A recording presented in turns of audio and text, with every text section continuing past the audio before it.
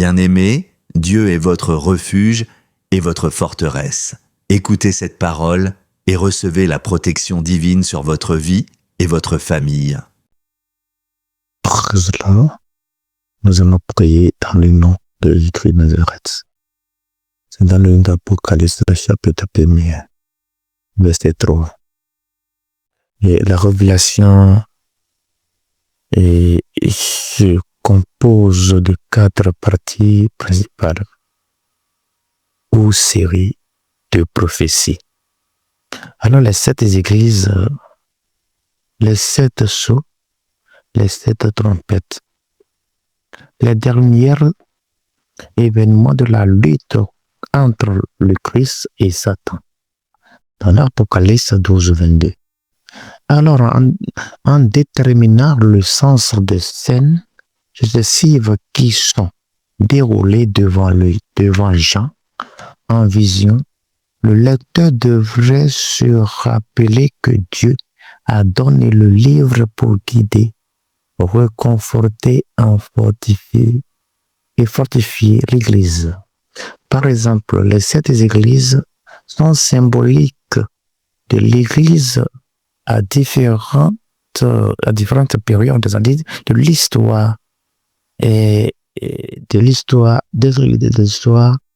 c'est-à-dire l'Église locale Éphèse, par exemple, est devenue un symbole de toute la communauté chrétienne au temps d'apostolique, mais les Écritures rapportent le message qui lui est adressé pour l'encouragement des croyants à chaque époque successive. Ce qui évoque les genres de révélations sur lesquels le Seigneur nous parle, nous révèle des choses cachées.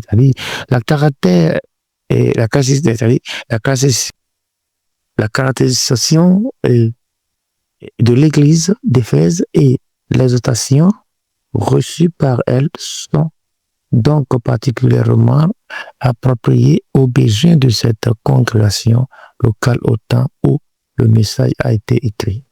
Elle fut de même appropriée aux besoins de toute l'Église des temps apostoliques et donc représente en résumé l'expérience de cette époque de l'histoire de l'Église.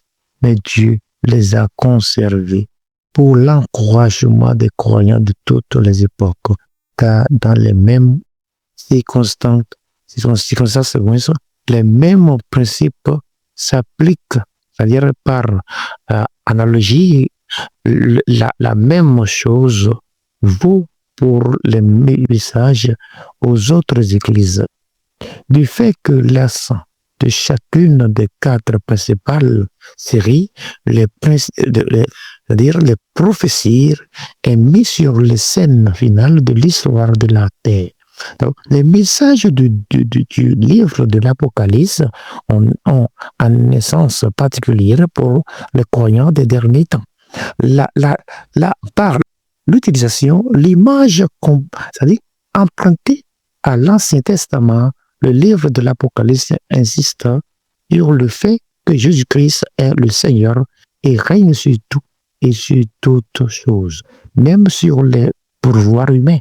Le plus puissant, c'est-à-dire incontestable maître de la situation, il jugera et punira et un jour tous les méchants, y compris Satan. Puis il établira un royaume éternel avec un nouveau ciel et une nouvelle terre.